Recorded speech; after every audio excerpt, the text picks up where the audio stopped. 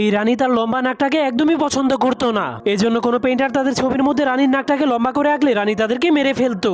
এরপর একদিন রানী তার ছবি আঁকার জন্য নতুন একজন পেইন্টারকে তার রাজমহলে ডেকে আনে, কিন্তু সেই পেইন্টার নতুন হওয়ার কারণে ঠিকমতো রানীর ছবি আঁকতে পারছিল না।